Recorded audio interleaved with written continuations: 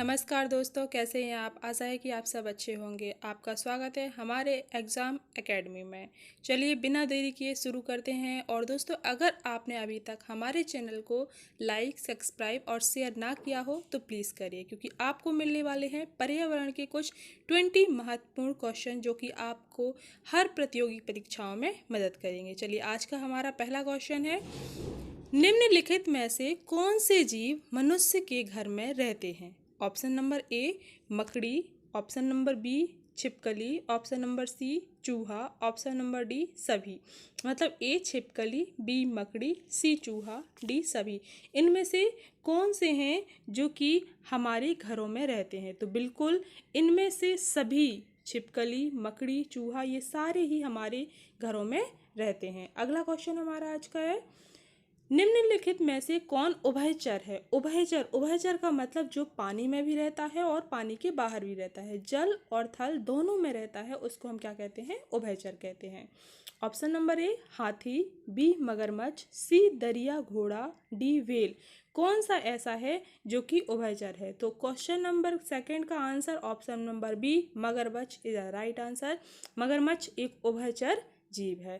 Question number third हमारा है, सुमेलित कीजिए। इनको आपको मैचिंग करनी है कि इनमें से इस एक साइड आपको दिए गए हैं जानवरों के नाम और दूसरी साइड उनके रहने के स्थानों के नाम दिए गए हैं। तो आपको बताना है कौन सा जानवर कहाँ पर रहता है, इसको आपको सुमेलित करना है। ए बकरी बाड़ा, बी जेवरा जू, सी हाथी जंगल, डी शेर मांद, या पांचवा इसमें दरबा है। तो इनमें से कौन सा कहाँ रहता है। तो दोस्तों जैसे आपको पता होगा कि बकरी, बकरी कहाँ रहती है, बाड़े में रहती है बिल्कुल। जेबरा कहाँ रहता है, बिल्कुल जू, जू मतलब कि चिड़ियाघर में रहता है। हाथी कहाँ रहता है, बिल्कुल जंगल में रहता है। शेर कहाँ रहता है, मांद में रहता है। तो हमारा पहले का बकरी का पहला, बी दूसरा, सी तीसरा, डी चौथा। तो इनमें से option number A is the correct answer, क्योंकि इसमें ए का फर्स्ट, बी का सेकंड, सी का थर्ड और डी का फोर्थ दिया गया है। तो बकरी बाड़ा में रहती है, जेबरा जू में रहता है, हाथी जंगल में रहता है, शेर मांद में रहता है। अगला हमारा क्वेश्चन नंबर 4 है आपका, निम्नलिखित में से किस पक्षी का घोंसला लालटेन की तरह होता है। लालटेन की तरह इस टाइप के आकार का किस पक्षी का घोंसला होता है। तो आपको बताना है कि इनमें से कौन सा वो पक्षी है। ऑप्शन नंबर ए कठफोड़वा, बी दर्जन, सी कबूतर, डी बीवर। इनमें से किसका घोंसला लालटेन की तरह। Option number D beaver. Beaver का घोंसला कैसा होता है, लालटेन की तरह होता है। क्वेश्चन नंबर हमारा 5 है, मोर। अब आपको बताना है इनमें से कौन सी विशेषता मोर की है। ऑप्शन नंबर ए अपना घोंसला नहीं बनाता, ये तो बिल्कुल गलत हो जाएगा क्योंकि वो अपना घोंसला नहीं बनाएगी, तो बच्चों को कहाँ रखेगी। ऑप्शन नंबर बी पत्थरों के बीच में अपना घोंसला बनाती है, देखते हैं। ऑप्शन नंबर सी अपना घोंसला झाड़ियों में बनाता है या फिर पेड़ की नीची डालियों पर। ऑप्शन नंबर डी अपना घोंसला जमीन को खोदकर बनाता है, ये तो बिल्कुल ही गलत हो जाएगा। दोनों में से option number C is the correct answer. मोर क्या करती है, अपना घोंसला या तो झाड़ियों में बनाती है या फिर पेड़ की नीची डालियों पर अपना घोंसला बनाती है। क्वेश्चन नंबर 6 हमारा है, सबसे ऊंचे पेड़ पर कौन घोंसला बनाता है। चील, कौवा, कबूतर या कलचड़ी। तो दोस्तों आपको बता दें, ध्यान रखना क्वेश्चन कंफ्यूजन हो सकता है। सबसे ऊंचे पेड़ पर घोंसला कौन बनाता है। सबसे ऊंचे पेड़ पर घोंसला बनाने की बात कही गई तो चील बनाता है। और अगर यही क्वेश्चन में अगर होता सबसे ऊंची डाल पर घोंसला कौन बनाता है, तो ऑप्शन आपका क्या हो जाता, कौवा। तो सही आंसर हो जाता है कौवा। क्या करता है, हमेशा सबसे ऊंची डाल पर घोंसला बनाते हैं।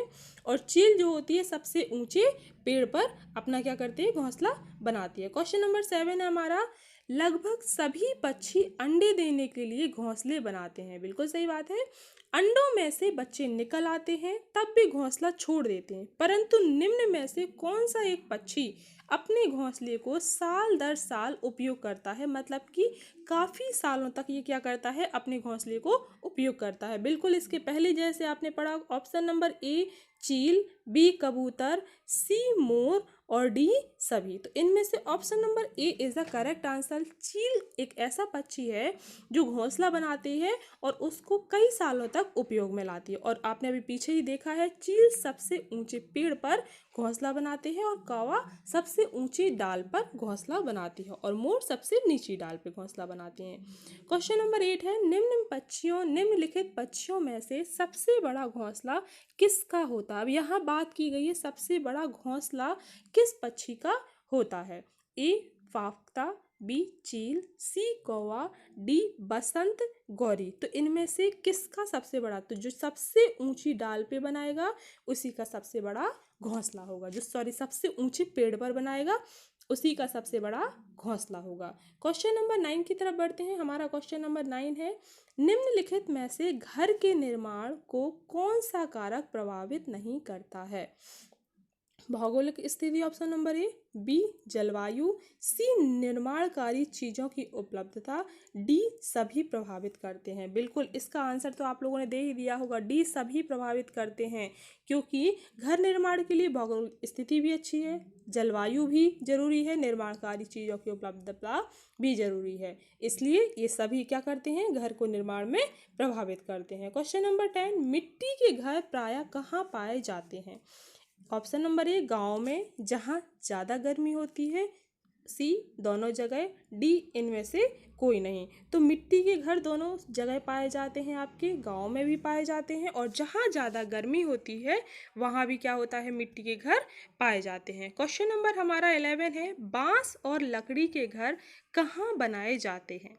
ऑप्शन नंबर ए जहाँ ज़्यादा बारिश होती है, बी जहाँ बारिश और बर्फ पड़ती है, सी समुद्र के किनारे, डी जहाँ गरीब लोग रहते हैं। तो बिल्कुल लकड़ी और बांस के घर दोस्तों कहाँ बनाए जाते हैं। ऑप्शन नंबर ए जहाँ ज़्यादा बारिश होती है वहाँ लकड़ी और बांस के घर बनाए जाते हैं। जैसा कि अगर आपने असम की विशेषता पढ़ी होगी तो असम की विशेषता में आता है कि वहाँ पे लकड़ी और बांस के घर बनाए जाते हैं, जो कि ज़मीन से कुछ ऊंचाई पे बनाए जाते हैं। क्यों? क्योंकि वहाँ पे बारिश ज़्यादा होती है। क्वेश्चन नंबर हमारा 12 है, लद्दाख के लोग अपने घरों की निचली मंजिल का उपयोग किस लिए करते हैं। ऑप्शन नंबर ए खाना बनाने के लिए, बी मेहमानों को ठहराने के लिए, सी सामान और जीवों को रखने के लिए, डी सभी के लिए। तो जो लद्दाख के लोग होते हैं, लद्दाख को दोस्तों आप जानते होंगे, लद्दाख को कोल्ड डेजर्ट मतलब कि ठंडा रेगिस्तान भी कहा जाता है, और जो थार है हमारे भारत में उसको गर्म रेगिस्तान कहते हैं। तो लद्दाख के लोग नीचे वाली मंजिल का उपयोग, उनके हमेशा घर अधिकतर आप देखेंगे अगर वहाँ के एरिया को, तो 2 मंजिला घर होते हैं। नीचे वाली मंजिलों का उपयोग वो क्या करते हैं, सामान और जीवों को रखने के लिए, मेहमानों को ठहराने के लिए, खाना बनाने के लिए। तो इनमें से किसका उपयोग करते हैं, वो सामान और जीवों को रखने के लिए नीचे वाली मंजिलों का उपयोग करते हैं, और ऊपर वो स्वयं रहते हैं। नीचे की मंजिलों में कोई खिड़की नहीं होती है, क्योंकि वहाँ गर्माहट को रखने के लिए, वो सामान और जीवों को रखने के लिए गर्मी बनी रहे, इसलिए उनका उपयोग नीचे वाली मंजिलों का उपयोग करते हैं। क्वेश्चन नंबर 13 है, इग्लू होता है। अब दोस्तों इग्लू क्या होता है, कुछ लोगों को तो ये पता होगा, कुछ लोगों को अगर नहीं पता है तो मैं बता देती हूँ। इग्लू बर्फ में बनाए जाने वाले घरों को कहते हैं, जो कि किस आकार का होता है पूछा गया है।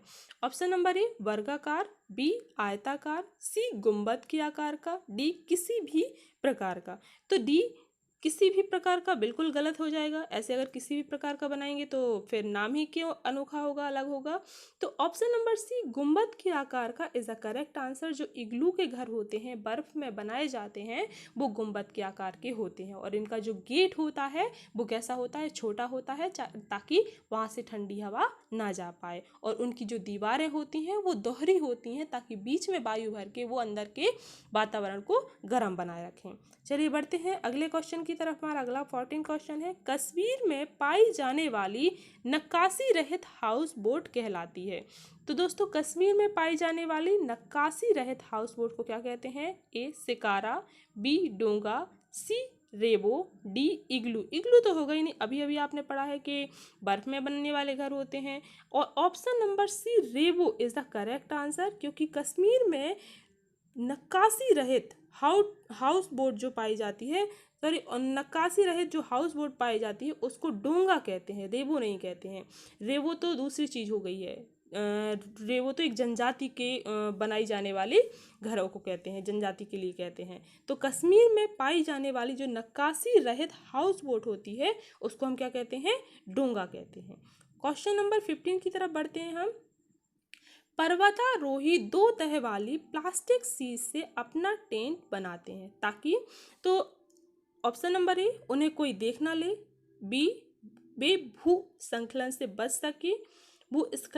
सकें, ऑप्शन नंबर सी, उन्हें ठंड ना लगे, ऑप्शन नंबर डी, उपरोक्त में से कोई नहीं। तो जो पर्वतारोही होती है वो प्लास्टिक सी सीट से जो 2 तह वाली बनाते हैं, जैसे कि हमने इग्लू वाले क्वेश्चन में भी पढ़ा था, 2 तह वाले इसीलिए बनाए जाते हैं ताकि उन्हें ठंड ना लगे, ठंड से वो क्या हो सकें, बच सकें। इससे क्या होगा, जो 2 तह की सीट होती है उसके बीच में वायु भर जाती है और जो कि अंदर आने वाली ठंडी उसको रोक लेती है हवा को। इससे क्या होता है, उन्हें ठंड नहीं लगती है। तो ऑप्शन नंबर सी, उन्हें ठंड न लगे, is the correct answer. Question number 16 है हमारा, चांगापा जनजाति के द्वारा बनाए जाने वाले अस्थायी निवास को क्या कहा जाता है। क्वेश्चन नंबर आपका 16 का आंसर होगा, पहले ऑप्शन देख लेते हैं। Option number A, Rebo, option number B, rainbow, option number C, मैगम्बो, ऑप्शन नंबर सी, सैगम्बो। इसका करेक्ट आंसर है दोस्तों, इसके पहले मैंने गलती से आपको बता दिया था, option number A, Rebo is the correct answer. Changpa जनजाति के द्वारा बनाए जाने वाले उनके अस्थायी निवास को क्या कहते हैं, रेवो कहा जाता है। क्वेश्चन नंबर हमारा 17 है, चांगापा जनजाति अपना अस्थायी निवास बनाने के लिए एक जानवर के बालों से पट्टियां बनाती है, फिर इन पट्टियों को आपस में सिलकर अपना टेंट बनाती है। यह जीव है, कौन सा जीव है ये। ऑप्शन नंबर ए, भेड़, ऑप्शन नंबर बी, बकरी, option number C, alpaca, option number D, yak. तो दोस्तों इसका आंसर होगा option number D, yak is the correct answer. Yak क्या करते हैं, चांगापा जनजाति लोग अस्थायी निवास बनाते हैं अपना, जिसको रेवो कहते हैं, और जानवर की पट्टियों से, याक जानवर की बालों की पट्टियां बनाते हैं और सिलकर उनसे अपना टेंट बनाते हैं। क्वेश्चन नंबर 18 है हमारा, निम्नलिखित कथनों पर विचार कीजिए। पहला, महलों, हवेलियों और किले में बहुत ज़्यादा पत्थरों और लकड़ियों का प्रयोग होता है। दूसरा, टेंट अलग अलग चीज़ों से बनते हैं। तीसरा, भारत में हाउस बोट कश्मीर और केरल में पाए जाते हैं। चौथा, इग्लू का प्रयोग द्वारा प्रवेश द्वार बहुत छोटा होता है, यहाँ द्वार होना चाहिए, गलती से लिख गया है ये, इग्लू का प्रवेश द्वार बहुत ही छोटा होता है। तो इसमें से बताना है कौन सा असत्य है, ध्यान दीजिए असत्य पूछा गया है यहाँ पे, इनमें से कौन सा कथन आपका असत्य है। तो महलों, हवेलियों और किलों में बहुत ज़्यादा पत्थरों और लकड़ियों का प्रयोग होता है, बिल्कुल सही है ये तो। टेंट अलग अलग चीज़ों से बनता है, बिल्कुल ये भी सही है। भारत में हाउस बोट कश्मीर और केरल में पाए जाते हैं, ये भी बिल्कुल सही है। इग्लू का प्रवेश द्वार बहुत छोटा है, जो कि मैंने पहले भी आपको बताया है, उसका प्रवेश द्वार बहुत छोटा बनाया जाता है ताकि ठंडी हवा ना जा सके, तो बिल्कुल ये भी सही है। तो इनमें से असत्य पूछा गया है, तो इनमें से कोई भी असत्य नहीं है, इसलिए ऑप्शन नंबर डी हमारा सही हो जाएगा कि सारे ही सत्य हैं। क्योंकि क्वेश्चन नंबर 19, खत्म बंद क्या है। ऑप्शन नंबर ए, टेंटों का उखाड़ना, ऑप्शन नंबर बी, लकड़ी की नक्काशी, ऑप्शन नंबर सी, पत्थर की नक्काशी, ऑप्शन नंबर डी, इनमें से कोई नहीं। तो खत्म बंद क्या है दोस्तों, ऑप्शन नंबर बी, लकड़ी की नक्काशी is the correct answer. Question number हमारा 20 है, लास्ट क्वेश्चन, मिट्टी के फर्श को गोबर से क्यों लीपा जाता है। ऑप्शन नंबर ए, ताकि वह चिकना हो जाए, ऑप्शन नंबर बी, ताकि वह बदबू दे, ऑप्शन नंबर सी, ताकि कीड़े ना आए, ऑप्शन नंबर डी, क्योंकि गांव में गोबर बहुत ज़्यादा मिलता है। तो इसका करेक्ट आंसर हो जाएगा दोस्तों ऑप्शन नंबर सी, ताकि कीड़े ना आए, इसलिए मिट्टी के फर्श को गोबर से लीपा जाता है। दोस्तों कैसा लगा आज का हमारा सेशन बताइए। अगर आपको अच्छा लगा हो तो हमारे सेशन को लाइक करिए, शेयर करिए और सब्सक्राइब करिए। Thanks for watching, bye bye.